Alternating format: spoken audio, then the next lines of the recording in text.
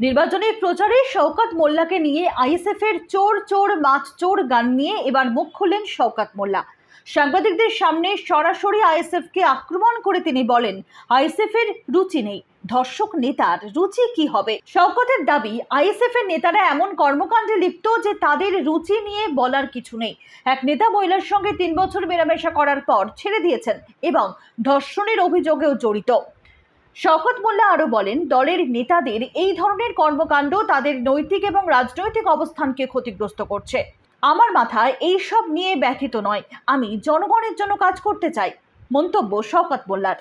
পাশাপাশি আইএসএফ এর সমর্থকদের নাচানাচি আর বিতর্কিত প্রচার কৌশলকেও নিশানা করেছেন তিনি। শওকত উল্লেখ করেন, মাছচোর নিয়ে গান গাওয়া এবং প্রকাশ্যে নাচানো এগুলো দলের শোভা বৃদ্ধি করে না, বরং তাদের রুচি এবং নৈতিক মান নিয়ে প্রশ্ন তোলে। শওকতের সংযোজন, আমি ব্যক্তিগত আক্রমণ করতে চাই না, তবে জনগণ যেন বুঝতে পারে কোন দলের নেতারা কি ধরনের আচরণে লিপ্ত। আমাদের লক্ষ্য শুধুমাত্র সুষ্ঠু নির্বাচন এবং জনগণের স্বার্থ রক্ষা করা। আইএসএফ এর কোনো রুচিবোধ বলে কিছু নেই। এদের যে নেতা, যে বিধায়ক, সে যদি একটা মহিলার সঙ্গে 3 বছর মেলামেশা করে তাকে যদি ছেড়ে দেয় এবং সে যদি ধর্ষণের চেষ্টা করে, সেই দলের নেতা কর্মীদের কতটা রুচিবোধ থাকবে এটা তো আমাদের জানা।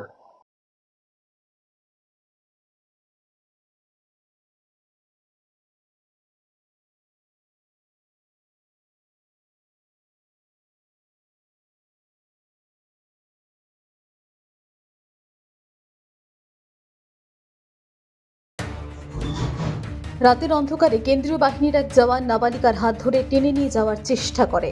উত্তেজিত গ্রামবাসীরা সেই জওয়ানকে ধরে ফেলে গাছে বেঁধে রাখে। ঘটনা হরিপাল বিধানসভার বন্দিপুর গ্রামের। খবর পেয়ে হরিপাল বিধানসভা কেন্দ্রের তৃণমূল প্রার্থী করবী মান্না অভিযুক্ত জওয়ানকে গ্রেপ্তারের দাবিতে থানার সামনে বসে বিক্ষোভ দেখায়। অভিযুক্ত জওয়ানকে পুলিশের গাড়ি ঘিরে বিক্ষোভ দেখানো হয়। অত্যন্ত ন্যাক্কারজনক ঘটনা। আমাদের মা বোনেদের এখন ইজ্জত রক্ষার লড়াই হয়ে গেছে এই কেন্দ্রীয় বাহিনীর জন্য। আজকে সন্ধ্যাবেলায় হরিপাল থানার বন্দিপুর গার্লস স্কুলের একটি ছাত্রী বাজার থেকে যখন পড়ে ফিরছিল, বাজার থেকে 1 কিলোমিটার দূরে লালপুর বটতলার অন্ধকার ঝোপের কাছে এনে তাকে ধরে টানাটানি করে এবং তার ইজ্জত নেওয়ার চেষ্টা করে। 7-এর ক্লাস 7-এর 13 বছর বয়স। এটা অত্যন্ত দুঃখজনক।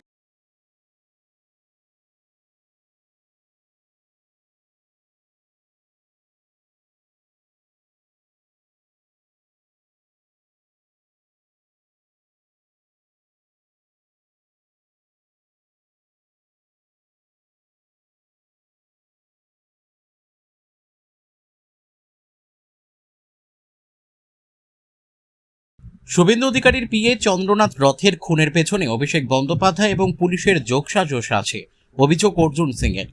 চন্দ্রনাথ রথের খুনের পেছনে অভিষেক বন্দ্যোপাধ্যায়ের হাত আছে, এমনকি একজন সাব ইন্সপেক্টর ও এই খুনের পেছনে যুক্ত আছে বলে অভিযোগ নোয়াপাড়ার বিধায়ক অর্জুন সিং এর। যেভাবে রেকি করে খুন করা হয়েছে তা পুলিশের সাহায্য ছাড়া সম্ভব নয় বলে দাবি অর্জুন সিং এর।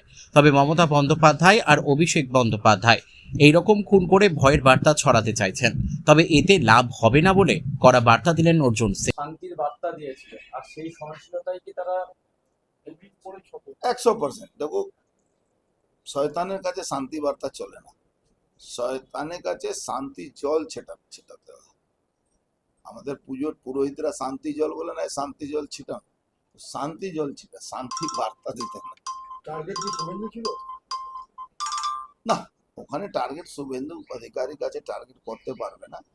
এটা টার্গেট ছিল মেসেজ দেওয়া। মেসেজ নেই, তাও সরকারে আছে।